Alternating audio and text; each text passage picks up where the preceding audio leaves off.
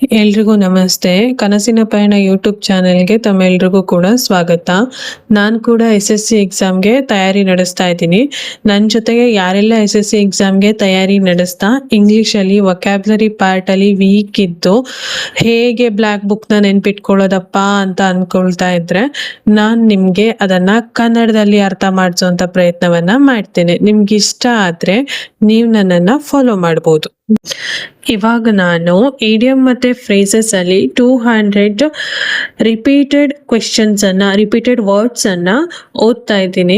So ಅದರಲ್ಲಿ ಮೊದಲನೇದು beat about or around the bush avoiding the main topic ಅಂತ ಹೇಳಿದ್ರೆ ಹೇಳಬೇಕಾಗಿರೋ ವಿಷಯನ ಬಿಟ್ಟು ಬೇರೆ ಎಲ್ಲ ವಿಷಯಗಳನ್ನ ಸುತ್ತಾ ಬಳಸ್ತಾ ಕೂತ್ಕೊಳ್ಳುವಂಥದ್ದು, ಅಂದ್ರೆ ಬೇಕಾಗಿರೋ ವಿಷಯ ಬಿಟ್ಟು ಬೇರೆ ಎಲ್ಲದನ್ನು ಹೇಳುವಂಥದ್ದು.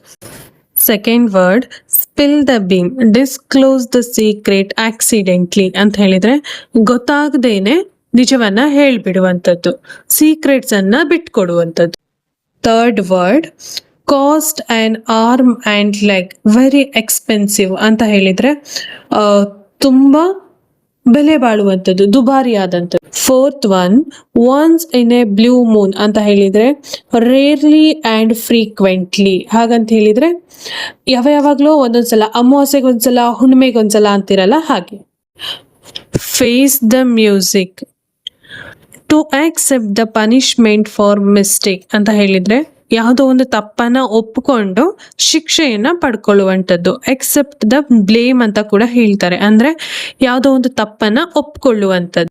Sixth word under the weather to not feel well, to feel sick or unhealthy, ಹಾಗೆ ಹೇಳಿದ್ರೆ ಆರೋಗ್ಯವಂತರಾಗಿ ಇರುವಂಥದ್ದಲ್ಲ, ಹುಷಾರಿಲ್ಲ ಆಗೋದು. Seventh word a bolt from the blue something unexpected and unpleasant ಅಂತ ಹೇಳಿದ್ರೆ ಏನು ಅಂದ್ಕೊಳ್ದೆ ಇರುವಂಥದ್ದು ಅಥವಾ ಬೇಡದೆ ಇರುವಂಥದ್ದು ನಡೆಯುವಂಥದ್ದು, ಕಂಪ್ಲೀಟ್ ಆಗಿ ಸರ್ಪ್ರೈಸ್ ಆಗಿ ನಡೆಯುವಂಥ ವಿಷಯಗಳು.